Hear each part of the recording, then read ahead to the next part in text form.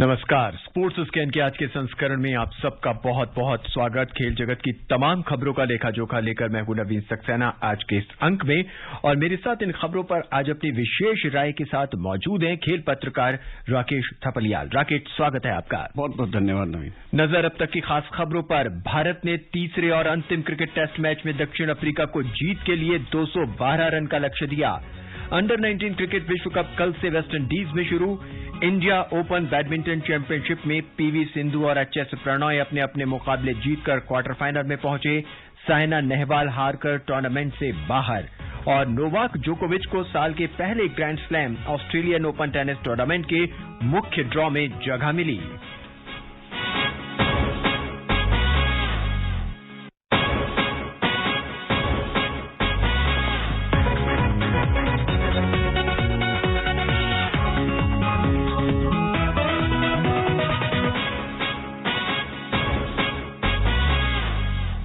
Cape Town में भारत और दक्षिण अफ्रीका के बीच तीसरा और अंतिम क्रिकेट मैच इस रोमांचक मोड़ पे पहुंच चुका है। आज तीसरा दिन है और भारत ने दक्षिण अफ्रीका को जीत के लिए 212 रन का लक्ष्य दिया है। आज तीसरे दिन भारत की दूसरी पारी 198 रन पर समाप्त हो गई। पहली पारी के आधार पर भारत को 13 रन की बढ़त हासिल थी। और राकेश, आज की पारी में जो खास बात रही वो था ऋषभ पंत का शानदार शतक, 100 रन नाबाद। बिल्कुल, बहुत शानदार पारी। और आप देखिए कि जब टेस्ट मैच शुरू नहीं हुआ था तो इसको लेकर संदेह था कि भाई वो मैच में खेलेंगे या नहीं खेलेंगे, क्योंकि पिछले टेस्ट मैच में जो एक रैश शॉट खेलने की उन्होंने कोशिश में अपना विकेट गंवाया था, उसको लेकर उनकी बड़ी आलोचना हो रही थी। और मुझे लगता है कि बड़े खिलाड़ी की यही एक खासियत होती है कि जब आपके ऊपर तमाम लोग क्वेश्चन मार्क लगाए के बैठे हों कि आपको टीम में भी रखा जाएगा कि नहीं रखा जाएगा, और उसके बाद आप ऐसी बेहतरीन पारी खेलें। यहाँ पर आप देखिए कि 3 लोग हैं जिन्होंने 2.5 का अंक छुआ है इस पारी के अंदर, विराट कोहली, केएल राहुल और ये अपने ऋषभ पंत। और ऋषभ पंत की खासियत देखिए, चौथा टेस्ट शतक है। पहला शतक इन्होंने 2018 में इंग्लैंड में लगाया, फिर 19 में ऑस्ट्रेलिया में लगाया, फिर ये एक इंडिया में लगाया और अब ये साउथ अफ्रीका के अंदर। तो 4 में से 3 शतक जब आप विदेशी धरती पे लगाते हैं, और ये शतक इनका बहुत ही यादगार बन सकता है, ऐतिहासिक साबित हो सकता है। अगर ये भारत को ये टेस्ट मैच में जीत मिलती है, जीत के साथ भारत सीरीज भी जीतेगा, तो ये शतक बहुत ही महत्वपूर्ण इनके जीवन का बन जाएगा। लेकिन राकेश, आंकड़ों पर अगर नजर डालें तो केपटाउन की धरती पर भारत को जीत कम ही हासिल हुई है, इसलिए according to you it would be a historic win for the India. नहीं, absolutely right, you have very rightly said, but we have seen in the previous test matches also, Centurion में क्या हुआ, उसके बाद क्या हुआ। तो ये चीजें मायने कोई नहीं रखते। रिकॉर्ड जो होते हैं ये सब तोड़ने के लिए होते हैं, आंकड़े बदले जाते हैं, सारी चीजें बदल जाती हैं। आज आप कैसा खेलते हैं, तो मुझे लगता है कि ये जो पारी है ना इसकी ऋषभ पंत की, ये इंस्पायर करेगी पूरी टीम को, हमारे गेंदबाजों को, फील्डर्स को। देखिए, सबकी बड़ी अहम भूमिका होगी। लोग सोच रहे हैं कि तेज गेंदबाज बहुत बेहतरीन करे, लेकिन फील्डिंग का सपोर्ट होना वो बहुत जरूरी है। वो एक ऐसा पार्ट है। आप इसमें हमारी पारी जो ये सिमटी है 198 रन पे, उसके पीछे एक बड़ा कारण आप ये देखिए कि उनकी फील्डिंग कितनी बढ़िया रही है। क्या बेहतरीन कैचेस लपके गए हैं। तो वो मतलब अनबिलीवेबल कैचेस उन्होंने पकड़े हैं आज शुरू से ही, और उसी का नतीजा कि भारत को वो सस्ते में समेटने में सफल रहे। राकेश, टारगेट बहुत कम है, लक्ष्य बहुत ही कम है। भारत को रन रोकने से ज्यादा विकेट टेकिंग विकेट यानी विकेट लेने बहुत जरूरी होंगे, तभी हम इस मैच को जीत पाएंगे। बिल्कुल, स्ट्रैटेजी यही होनी चाहिए कि आप जल्दी से जल्दी विकेट लें, क्योंकि देखिए इस पिच के ऊपर जान तो है, पूरे टाइम रहेगी, लेकिन जो सबसे ज्यादा फायदा है वो नई गेंद के साथ आपके पास सबसे ज्यादा चांसेस आपके पास रहेंगे। नई गेंद पे आप कैसा करते हैं, इरेटिक बॉलिंग नहीं होनी चाहिए। बल्लेबाजों को आप ज्यादा से ज्यादा खिलाओ, जितना आप उनको खिलाएंगे उतना उनके आउट होने के चांसेस ज्यादा होंगे। दक्षिण अफ्रीका की अगर बैटिंग की बात करें तो पहली पारी में एल्गर और मार्करम बिल्कुल भी नहीं चले। हालांकि जो मध्यम क्रम की बल्लेबाजी थी उसमें महाराज, पीटरसन, डुसैन और बोवाना ने भारतीय गेंदबाजों को परेशान करके रखा। अब स्ट्रेटेजी क्या होगी, क्योंकि 4 बल्लेबाज ये हैं और अगर सलामी बल्लेबाज दोनों चल जाते हैं, हालांकि ये एक अपने आप में एक भविष्यवाणी चल जाती है, हो जाता है, लेकिन अगर ऐसा होता है तो क्या कुछ पकड़ रखनी चाहिए बॉलरों को? देखिए, बहुत टाइट आपको गेंदबाजी करनी होगी। जैसे मैंने कहा कि आपको बल्लेबाजों को बिल्कुल भी चांस नहीं देना होगा। एक एक रन की इसमें फाइट होगी, एक एक रन बड़ा जो है महत्वपूर्ण रहेगा, और हमारे तेज गेंदबाजों को ऑफ स्टंप और उसके आसपास इनको फांस के रखना होगा। जितनी गेंदें आप विकेट के अंदर फेंकते हैं ना, उतना फायदा आपको मिलता है कि मतलब आप चौथे स्टंप से ज्यादा बाहर ना जाएं, गेंद करेंगे, क्योंकि देखिए आपके पास एलबीडब्ल्यू का चांस, आपके पास बल्लेबाज के एज लगने का चांस, और बल्लेबाज भी तभी घबराता है जब गेंद उसकी तरफ आती है। बाहर जाती गेंद को तो छोड़ना बहुत आसान है। तो मुझे लगता है कि जैसा आपने नाम लिया डीन एल्गर, उनके ऐसे जो पारी को संवारने की कला जानते हैं। रन बनाना एक अलग बात होती है, आपके अंदर फ्लेम्बॉयंस होना एक अलग बात होती है, आपके अंदर ग्लैमर होना, लेकिन मैं उसको बल्लेबाज मानता हूं कि जिसके अंदर पारी को संवारने की कला हो और टीम की जरूरत के हिसाब से जो खेल सके। तो यहां पर डीन एल्गर, बावूमा जो है एक ऐसे बल्लेबाज है, इनको हमें बहुत ध्यान से देखना। बावूमा का आप देखेंगे कि उनका जज्बा कितना जबरदस्त है। अभी आप उनका कैच देखें तो कैच, उनकी फील्डिंग आप देखिए, वो पूरे समय मैच में इन्वॉल्व रहते हैं। तो मुझे लगता है कि वो भी बड़े क्रूशियल साबित होंगे। वो जो उनका विकेट है वो बड़ा महत्वपूर्ण यहां पर रहेगा। जी, भारत 4 तेज गेंदबाजों यानी तेज पेस बैटरी जो है इस समय भारत के पास है। बुमराह ने 5 विकेट लिए हैं। हालांकि उमेश यादव ने निराश किया, 64 रन दिए हैं उन्होंने और 2 ही विकेट हासिल किए हैं। मोहम्मद शामी ने 2 विकेट हासिल किए, शार्दुल ठाकुर ने 1 विकेट हासिल किया। अब क्या सारा दारोमदार पहली इनिंग की तरह जसप्रीत बुमराह पर रहेगा? नहीं, देखिए जसप्रीत बुमराह को मुझे लगता है कि वो थोड़ा संभल के खेलेंगे अब, क्योंकि पहली इनिंग में वो उनको काफी डेंट पहुंचा चुके हैं। तो बाकी के सारे गेंदबाजों को आपको अपनी भूमिका उसमें निभानी होगी। जो थोड़ी बहुत गेंदबाजी आर अश्विन को मिलेगी, उसमें भी उनको भी अपनी भूमिका यहां पर निभानी होगी। तो सारे गेंदबाज जब वर्कलोड लेंगे तभी जाके आप देखिए यहां पर सफल होंगे। 2 गेंदबाज पे आप रहेंगे निर्भर, वो तो लगातार फेंक नहीं सकते। 2 गेंदबाज रेस्ट करेंगे, 2 गेंदबाजी करेंगे। तो मुझे लगता है कि चारों जो हमारे तेज गेंदबाज हैं, उन सबको एक एक गेंद, अपना एक एक ओवर ऐसा समझना होगा कि भाई हमारे पास बहुत लिमिटेड चांस है, ये कोई बहुत बड़ा स्कोर नहीं है, तो बहुत लिमिटेड चांस है हमारे पास। और फील्डिंग मैं साथ साथ अभी फिर बोल रहा हूं कि आपको ग्राउंड फील्डिंग भी और कैचिंग भी वो बहुत बेहतरीन करनी होगी। और विकेट के पीछे ऋषभ पंत को एक बार फिर बड़ी भूमिका निभानी होगी यहां पर, क्योंकि देखिए कैचेस पकड़ना विकेट के पीछे, विकेट कीपर किस तरह से गेंदों को गैदर करेगा, वो भी बड़ा यहां पर मुख्य भूमिका उनकी रहेगी। राकेश, तीसरे दिन का आखिरी सेशन शुरू हो चुका है, टी हो चुकी है, एक लंबा सेशन इस समय पड़ा है। तो दोनों ही टीमों के लिए सेशन बहुत ही महत्वपूर्ण होगा, क्योंकि बल्लेबाज चाहेंगे कि उनकी विकेट न गिरे और ताकि वो समर्थ हो जाएं और कल सुबह जब बैटिंग करें तो एक अच्छी बैटिंग के साथ शुरुआत करें। नहीं, बिल्कुल, आप देखिए कि हर सुबह नई शुरुआत होती है, लेकिन जो रात की नींद है ना, वो अगर आपको चैन की लेनी है, भारतीय खिलाड़ियों को थोड़ा बहुत राहत भरी अगर नींद लेनी है, तो उसके लिए कम से कम मुझे लगता है कि आप 3 विकेट अगर उनके इस सेशन में निकाल दें तो विपक्षी खेमे में जो उनकी रात की नींद तो उड़ी रहेगी और आप थोड़ी सी राहत की सांस लेकर आराम कर सकेंगे। जसप्रीत बुमराह के साथ इस तरह मोहम्मद शमी जो है बॉलिंग कर रखे हैं, एक लंबा स्पेल इन्हें करना पड़ेगा आई थिंक। नहीं, बिल्कुल, देखिए बहुत आपको जो भी गेंदबाज अच्छा कर रहा है, कई बार देखिए रिदम की बात होती है, किसी गेंदबाज जो रिदम में रहता है, तो लंबे स्पेल करने के लिए तो आपको तैयार रहना ही पड़ेगा। क्योंकि मैं कभी इस थ्योरी को नहीं मानता कि जैसे आपने देखा होगा कि टीमें आजकल फॉलो ऑन नहीं देती हैं कि भाई गेंदबाज थके हुए हैं। अगर आप 5 दिन की क्रिकेट के लिए फिट नहीं है तो फिर तो बहुत दिक्कत वाली बात है। तो जब टीम की जरूरत है, चाहे इस समय तो आपके देखिए शरीर में कितना ही दर्द हो जाए, कितने ही डेंट आपकी बॉडी पे लग जाए, आपको यहां पर लंबे स्पेल और बहुत बेहतरीन गेंदबाजी करने के लिए पूरी जी जान लगानी होगी।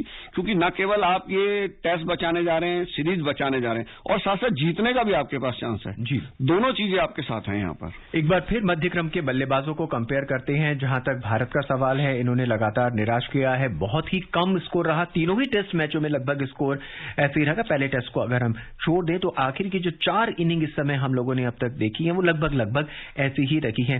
क्या कुछ लगता है, क्या कल मैच आधे दिन में ही समाप्त हो जाएगा या मैच का जो भी परिणाम है वो आज लगभग डिसाइड हो चुका होगा? नहीं, देखिए ये कहना बड़ा मुश्किल है कि आज डिसाइड होगा या कल होगा, लेकिन यह है कि कल तो काफी चांसेस है कि हो ही जाएगा, चाहे इस तरफ जाए चाहे उस तरफ जाए मैच, तो कल तो उसके काफी चांसेस हैं। बाकी यह है कि बारिश क्या भूमिका निभाती है, अभी ऐसा कुछ पता नहीं, क्योंकि मैंने वहां काफी मैचेस कवर किए केप टाउन के अंदर, तो मुझे पता है कि वहां बारिश का कुछ भरोसा नहीं होता कि कब आ जाए, क्योंकि आसपास पहाड़ से घिरा हुआ इलाका है वो।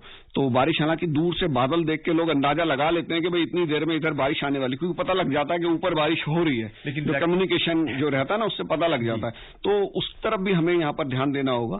लेकिन मुझे लगता है जैसे आपने कहा ना, देखिए हमारे जो बल्लेबाज खराब रहे, मुझे लगता है कि बीसीसीआई में अब जो चीजें आई हैं, राहुल द्रविड़ के हाथ में कोच बने हैं, वीवीएस लक्ष्मण जो है एनसीए के चीफ बने हैं, सौरभ गांगुली जो है बीसीसीआई के चीफ हैं, वो ये पिछले 20-25 सालों की भारतीय क्रिकेट को बहुत बेहतरीन ढंग से इन लोगों ने देखा है, जूनियर से सीनियर लेवल पे जी।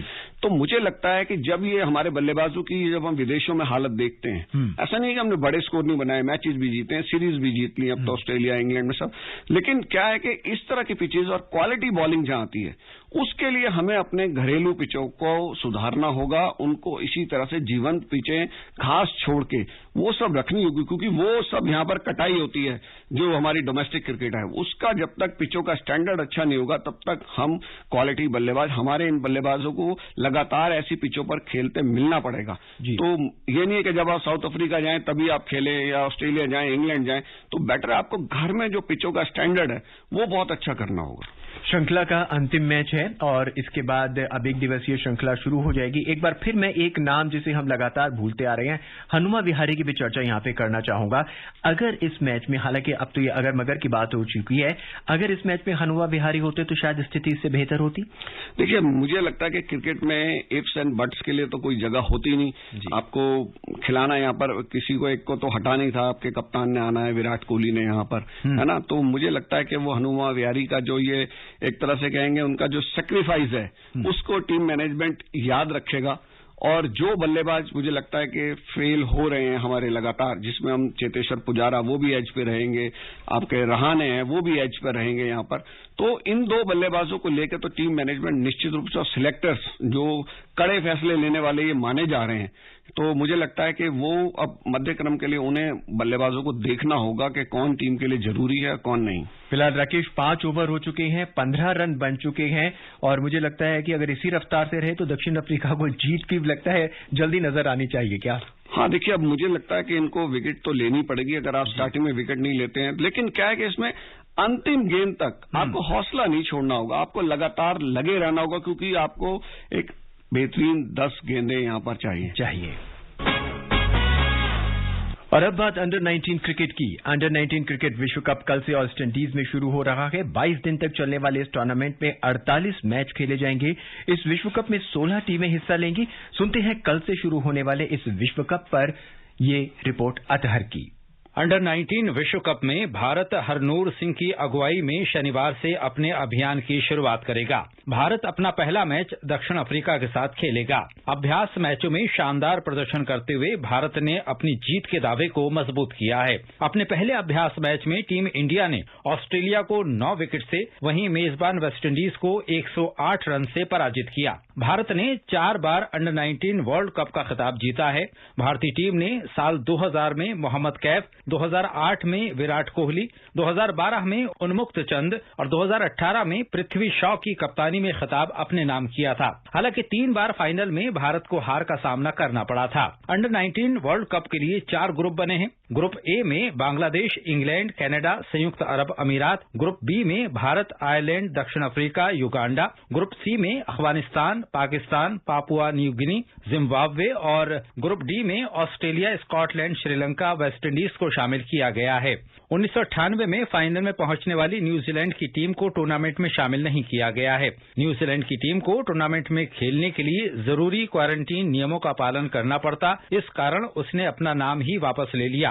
कीवी टीम की जगह स्कॉटलैंड को मौका मिला है। अंडर 19 वर्ल्ड कप के इतिहास में कीवी टीम सिर्फ एक बार फाइनल में पहुंची है। 1998 में उसे इंग्लैंड ने 7 विकेट से हराया था। अतहर सईद, स्पोर्ट्स कैन। राकेश, कल से एक और बड़ा टूर्नामेंट शुरू हो रहा है और भारतीय क्रिकेट के लिए ये सबसे महत्वपूर्ण होगा क्योंकि नए खिलाड़ी अब हमारे को देखने को मिलेंगे, विशेषकर अगर हम हरनूर सिंह की बात करें। बिल्कुल, हरनूर सिंह ने जो प्रैक्टिस मैचों में बल्लेबाजी की है, बहुत बेहतरीन बल्लेबाजी है और आप देखेंगे कि अभी हमने हाल ही में जो है एशिया कप भी जीता है अंडर 19 का, रिकॉर्ड 8वीं बार। तो ये जो हमारे खिलाड़ी हैं उसी टीम में से तमाम खिलाड़ी इस टीम के अंदर हैं, जिसमें अगर हम देखें कि राशिद शेख हैं, उनका बेहतरीन प्रदर्शन रहा, हरनूर का बेहतरीन प्रदर्शन है, बावा का बेहतरीन प्रदर्शन है। ये जो टॉप 5 बल्लेबाज हैं एशिया कप के, तो उसमें इनका नाम वहां पर रहा है और बावा ने तो गेंदबाजी में भी कमाल किया, 8 विकेट उन्होंने चटकाए हैं, दूसरे नंबर पर रहे हैं वो।